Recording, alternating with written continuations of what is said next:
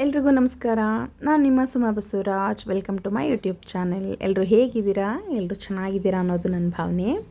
ಇವತ್ತು ನಾನು vlog start ಮಾಡ್ತಾಯಿದ್ದೀನಿ ರೈಲ್ವೆ ಸ್ಟೇಷನ್ನಿಂದ. ಯಾಕೆ ಅಂತ ಹೇಳಿದ್ರೆ ನಾವು ಮಂತ್ರಾಲಯಕ್ಕೆ ಹೋಗ್ತಾ ಇದ್ದೀವಿ. ಹಾಗಾಗಿ ಮಂತ್ರಾಲಯದ ವ್ಲಾಗ್ ಆಗಿರುತ್ತೆ ಇದು. ಪಾರ್ಟ್ 2 ಕೂಡ ಬರುತ್ತೆ. ತುಂಬ ಲೆಂತಿ ಆಗುತ್ತೆ ಅಂತ ಹೇಳಿ ಪಾರ್ಟ್ 2 ಮಾಡಿದ್ದೀನಿ. ಯಾರ್ಯಾರು ಹೋಗ್ತಾ ಇದ್ದೀವಿ ಅಂತ ಹೇಳಿದ್ರೆ, ನಾನು, ನಮ್ಮ ಯಜಮಾನರು, ನಮ್ಮ ನಾದಿನಿ, ಅವ್ರ ಯಜಮಾನರು, ಒಟ್ಟು 4 ಜನ. ನನ್ನ ಮಗ ಇಲ್ಲ. ನನ್ನ ಮಗ ಯಾಕಿಲ್ಲ ಅಂತ ಹೇಳಿದ್ರೆ, ಮನೆಯಲ್ಲಿ ಹಸುಗಳಿದೆ, ಅದು ನೋಡ್ಕೊಬೇಕು. ನಮ್ಮಮ್ಮನೊಬ್ಬರ ಕೈಲೇ ಆಗಲ್ಲ. ಅದಕ್ಕೆ ನಮ್ಮಮ್ಮನ ಜೊತೆ ನನ್ನ ಮಗನೂ ಬಿಟ್ಟು ಬಂದಿದ್ದೀವಿ. ಏನೂ ಮಾಡೋಕ್ಕಾಗಲ್ಲ. ಇವಾಗ ವ್ಯವಹಾರಗಳು ಜಾಸ್ತಿ ಆಗಿದ್ದಾಗ ಎಲ್ಲರೂ ಕೂಡ ಹೋಗಬೇಕು ಅಂತಂದರೆ ಆಗಲ್ಲ. ಯಾರಾದರೂ ಒಬ್ಬರು ಸ್ಯಾಕ್ರಿಫೈಸ್ ಮಾಡಲೇಬೇಕು. ಅದಕ್ಕೆ ಈ ಸರಿ ನನ್ನ ಮಗನ್ನ ಸ್ಯಾಕ್ರಿಫೈಸ್ ಮಾಡೋಕ್ಕೆ ಹೇಳಿದ್ದೀನಿ. ಹಾಗಾಗಿ ನಾನು ನಮ್ಮ ಮನೆಯವ್ರು ಹೋಗ್ತಾಯಿದ್ದೀವಿ. ನಮಗೆ ಮಂಡ್ಯ ಹತ್ರ ಆಗುತ್ತೆ. ಹಾಗಾಗಿ ಮಂಡ್ಯದಿಂದನೇ ನಾವು ಟ್ರೈನ್ ಬುಕ್ ಮಾಡ್ಕೊಂಡಿರೋದು. ಹೋಗೋಕ್ಕೆ ಬರೋಕ್ಕೆಲ್ಲ ಈಸಿ ಆಗುತ್ತೆ ಅಂತ ಹೇಳಿ. ಅಲ್ಲಿ ಒಂದು ಕ್ರಾಸಿಂಗ್ ಇತ್ತು. ಅಲ್ಲಿ ಟ್ರೈನ್ ಸ್ಟಾಪ್ ಮಾಡಿದ್ರಲ್ಲ, ನಮ್ಮ ಮನೆಯವ್ರು ಹೋಗಲ್ಲಿ ಎದುರುಗಡೆ ಕೂತ್ಕೊಂಡಿದ್ರು ಟ್ರೈನ್ ಹೊರಡೋ ತನಕ. ಹಾಗೆ ಸುಮ್ಮನೆ ಒಂದು ಕ್ಲಿಪ್ಪಿಂಗ್ಸ್ ತೊಗೊಂಡೆ ಹೇಗಿರುತ್ತೆ ಅಂತ ಹೇಳಿ. ನಾವು ರೈತರ ಜೀವನನೇ ಇಷ್ಟು. ನಾವು ಫ್ಯಾಮಿಲಿ ಎಲ್ಲ ಒಟ್ಟಿಗೆ ಎಲ್ಲೂ ಹೋಗೋಕ್ಕಾಗಲ್ಲ. ಯಾಕೆ ಅಂದರೆ ಹಸು, ಕರು, ಮೇಕೆ ಎಲ್ಲ ಇರುತ್ತೆ, ಕುರಿ ಎಲ್ಲನೂ.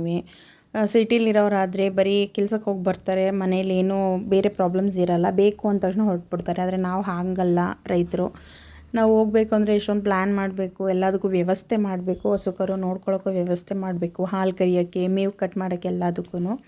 ಹಾಗಾಗಿ ನಾವೆಲ್ಲರೂ ಹೋಗಬೇಕು ಅಂದರೆ ಸ್ವಲ್ಪ ರಿಸ್ಕ್ ಇದೆ.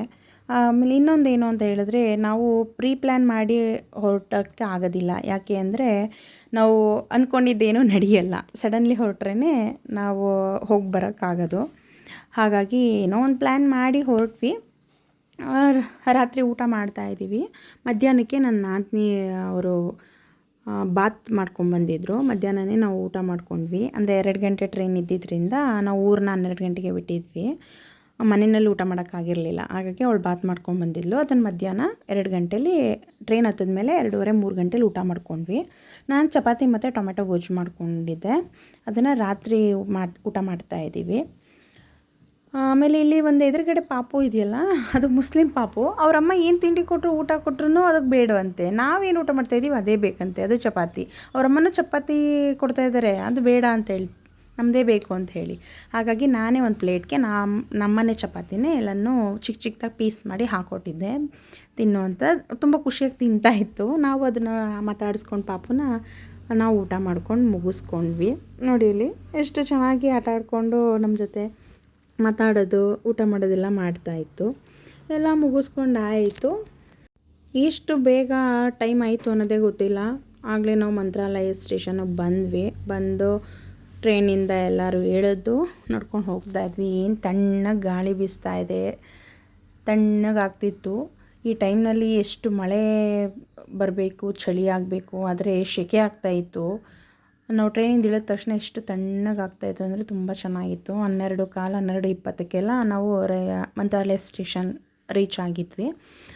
ಅಲ್ಲಿಂದ ಎಲ್ಲ ಕೆಳಗಡೆ ಬಂದು ಈ ಕಡೆ ಪ್ಲ್ಯಾಟ್ಫಾರ್ಮಿಂದ ಆ ಕಡೆ ಪ್ಲ್ಯಾಟ್ಫಾರ್ಮ್ ಬಂದು ಕೆಳಗಡೆ ಇಳಿದು ಅಲ್ಲಿಂದ ಆಟೋ ಮಾಡಿಕೊಂಡು ನಾವು ಮಂತ್ರಾಲಯದ ಹತ್ರ ಬಂದ್ವಿ. ಮಂತ್ರಾಲಯದ ಹತ್ರ ಬಂದು ಒಂದು ಸಾರಿ ರಾಯರನ್ನ ಒಂದು ಸಾರಿ ದರ್ಶನ ಮಾಡೋಣ, ಒಳಗಡೆ ಅಲ್ಲ ಹೊರಗಡೆ ಒಂದು ದರ್ಶನ ಮಾಡ್ಕೊಂಡು ಆಮೇಲೆ ರೂಮ್ಗೆ ಹೋಗೋಣ ಅಂತ ಹೇಳಿ ಅಲ್ಲಿ ನಿಂತ್ಕೊಂಡು ಎಲ್ಲ ಒಂದು ವಿಡಿಯೋ ಮಾಡಿಕೊಂಡೆ. ಎಲ್ಲ ಎಷ್ಟೊಂದು ಜನ ಅಲ್ಲಲ್ಲೇ ಹಾಸ್ಕೊಂಡು ಮಲ್ಕೊಂಡಿದ್ರು. ನಾವು ಎಲ್ಲನೂ ಒಂದೊಂದು ವಿಡಿಯೋ ಮಾಡಿಕೊಂಡು ಆಮೇಲೆ ಹೊರಟ್ವಿ. ಆಮೇಲೆ ಹೋಗಿ ರೂಮಲ್ಲಿ ಸ್ಟೇ ಮಾಡಿದ್ವಿ. ಬೆಳಗಿನ ಜಾವ 4 ಗಂಟೆಗೆ ಸ್ನಾನ ಮಾಡೋಕ್ಕೆ, ನಾವು ನದಿ ಸ್ನಾನನೇ ಮಾಡಬೇಕು, ರೂಮಲ್ಲಿ ಮಾಡಬಾರ್ದು ಅಂತ ಅಂದ್ಕೊಂಡು ಹೋಗಿದ್ವಿ. ಹಾಗಾಗಿ ಎಲ್ಲ ಲಗೇಜ್ ಎಲ್ಲ ತೊಗೊಂಡು ನಾವು ಬೆಳಗಿನ ಜಾವ 4 ಗಂಟೆಗೆ ಹೋದ್ವಿ. ಯಾರೂ ಅಷ್ಟು ಎದ್ದೇ ಇರಲಿಲ್ಲ. ಬ್ಯಾಟ್ರಿ ಬಿಟ್ಕೊಂಡು ನದಿ ಹತ್ರ ಹೋಗಿದ್ದು. ಆಮೇಲೆ ನೀರು ತುದಿನಲ್ಲಿಲ್ಲ, ತುಂಬ ಮಧ್ಯದಲ್ಲಿದೆ. ಅದು ತಿಂಗಳು ಬೆಳಕಿತ್ತು, ತುಂಬ ಚೆನ್ನಾಗಿ ಕಾಣಿಸ್ತಾ ಇತ್ತು. ನಾವು ಎಲ್ಲ ಬ್ಯಾಟ್ರಿ ಬಿಟ್ಕೊಂಡೇ ಹೋದ್ವಿ, ಅದು ಚೆನ್ನಾಗಿ ಕಾಣಿಸ್ತಾ ಇತ್ತು. ಅಲ್ಲಿ ಹೋಗಿ ಎಲ್ಲ ಸ್ನಾನ ಮಾಡಿಕೊಂಡು ಜನ ಎಲ್ಲ ಬರೋಷ್ಟರಲ್ಲಿ ನಾವು ರೆಡಿನೇ ಆಗಿಬಿಟ್ವಿ. ನೋಡಿ ಎಲ್ಲರಿಗೂ ನಾಮಗಳು ಹಾಕಿಸ್ಕೊತಾ ಇದ್ದೀವಿ. ಏನೋ ಒಂಥರ ಖುಷಿ ಅಲ್ವಾ ಆ ಥರ ನಾಮ ಎಲ್ಲ ಹಾಕಿಸ್ಕೊಳ್ಳೋಕ್ಕೆ. ಎಲ್ಲರೂ ನಾಮಗಳನ್ನ ಹಾಕಿಸ್ಕೊಂಡ್ವಿ. ನಾವು ರೆಡಿ ಆದಮೇಲೆ ಎಷ್ಟೊಂದು ಜನ ಬರ್ತಾಯಿದ್ರು. ಅವರೆಲ್ಲ ಬರೋಷ್ಟರಲ್ಲಿ ನಾವು ಬೇಗ ರೆಡಿ ಆಗಿಬಿಟ್ವಿ. ಅದೇನೋ ನಮಗೆ ರೂಮಲ್ಲಿ ಸ್ನಾನ ಮಾಡೋಕ್ಕೆ ಇಷ್ಟ ಇಲ್ಲ, ತುಂಗಾ ನದಿನಲ್ಲೇ ಸ್ನಾನ ಮಾಡಬೇಕು ಅಂತ ನಾವು ಅಂದ್ಕೊಂಡಿದ್ವಿ. ಹಾಗಾಗಿ ಅಲ್ಲೇ ಹೋಗಿ ಮಾಡಿದ್ವಿ. ಇವಾಗ ಇನ್ನೂ ಎಷ್ಟು 5 ಗಂಟೆ 5:15 ಅಷ್ಟೇ, ಅಷ್ಟು ಬೇಗ ಅಲ್ಲಿ ಬೆಳಕಾಗಿತ್ತು, ಎಷ್ಟು ನೀಟಾಗಿ ಬೆಳಕಾಗಿತ್ತು. ಆಮೇಲೆ ಎಷ್ಟು ಕೂಲಾಗಿದೆ ಗೊತ್ತಾ ವಾತಾವರಣ, ತುಂಬ ಚೆನ್ನಾಗಿತ್ತು. ನಮಗಂತೂ ಎಲ್ಲ ಬೇಗ ಬಂಡೆ ಮೇಲೆ ಕೂತ್ಕೊಂಡು ರೆಡಿ ಆದ್ವಿ. ಚೆನ್ನಾಗಿತ್ತು. ಎಷ್ಟು ತಾತಪ್ಪಗಳು ಅಜ್ಜಿಗಳು ಕೂಡ ಅಲ್ಲಿಗೆ ನದಿಗೆ ಬಂದಿದ್ದಾರೆ. ಅವರೆಲ್ಲ ರೂಮ್ನಲ್ಲೇ ಮಾಡ್ಬೋದಲ್ವ ಸ್ನಾನ, ಆದರೆ ಬೇಡ ಅಂತ ಹೇಳಿ ಎಲ್ಲರೂ ಕೂಡ ನದಿಗೆ ಬಂದಿದ್ದಾರೆ. ಅಂದರೆ ಏನು ಅಂದರೆ ನದಿನಲ್ಲಿ ಸ್ನಾನ ಮಾಡಿದ್ರೆ ನಮ್ಮ ಪಾಪಕರ್ಮಗಳೆಲ್ಲ ಕಳಿಯುತ್ತೆ ಅನ್ನೋದು ನಂಬಿಕೆ. ಆಮೇಲೆ ಶ್ರೇಷ್ಠ ಅದು ಅಂತ. ಹಾಗಾಗಿ ಇನ್ನು ಕೆಲವರು ಸೋಂಬೇರಿಗಳಿರ್ತಾರೆ, ಅವರೆಲ್ಲ ಅಯ್ಯೋ ನಾವು ರೂಮಲ್ಲೇ ಮಾಡ್ಕೊಂಡು ಬಿಡ್ತೀವಿ ಅಂತ ಮಾಡ್ಕೊತಾರೆ. ಆದರೆ ನದಿಲಿ ನೀರಿಲ್ಲ ಅಂದಾಗ ವಿಧಿ ಇಲ್ಲ, ಮಾಡಲೇಬೇಕು ರೂಮಲ್ಲೇ. ಆದರೆ ನೀರಿದ್ದು ಕೂಡ ರೂಮಲ್ಲೇ ಮಾಡೋದು ನಮಗಷ್ಟು ಇಷ್ಟ ಆಗಲ್ಲ. ಹಾಗಾಗಿ ಈಗೆಲ್ಲ ರೆಡಿಯಾಗಿ ಲಗೇಜೆಲ್ಲ ತೊಗೊಂಡು ಹೋಗ್ತಾ ಇದ್ದೀವಿ. ಅಲ್ಲಿ ಹೋಗಿ ಲಗೇಜೆಲ್ಲ ರೂಮಾಗಿ ಇಟ್ಬಿಟ್ಟು ದರ್ಶನಕ್ಕೆ ಹೋಗಬೇಕು. ಹಾಗೆ ಒಂದು ವಿಡಿಯೋ ಮಾಡ್ಕೊಳ್ಳೋಣ ಅಂತ ಮಾಡ್ತಾಯಿದ್ದೆ ಹೋಗುವಾಗ. ಆಮೇಲೆ ಅಲ್ಲಿ ಗಂಗಾ ಮಾತೆ ಇದ್ದಾರೆ. ಗಂಗಾ ಮಾತೆಗೆಲ್ಲ ಪೂಜೆ ಮಾಡಿದ್ವಿ.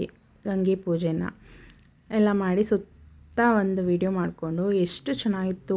ಅಂದರೆ ನೀಟ್ನೆಸ್ ಅಂತಲ್ಲ, ವಾತಾವರಣ, ಗಾಳಿ, ತಣ್ಣಗೆ ಗಾಳಿ, ಬೆಳಗಿನ ಜಾವ ಅಲ್ವಾ, 6 ಗಂಟೆ ಅಷ್ಟರಲ್ಲಿ, 5:30 6 ಗಂಟೆ, ತುಂಬ ತಣ್ಣಗೆ ಗಾಳಿ ಬೀಸ್ತಾಯಿತ್ತು. ಅಲ್ಲಿ ಗಂಗಾ ಪೂಜೆ ಎಲ್ಲ ಮಾಡಿ ಆಮೇಲೆ ಮಂಚಾಲಮ್ಮನ ದರ್ಶನ ಎಲ್ಲ ಮಾಡಿಕೊಂಡು ಅವ್ರ ಕೈ ಮುಕ್ಕೊಂಡು ಆಮೇಲೆ ದರ್ಶನಕ್ಕೆ ಹೊರಟ್ವಿ.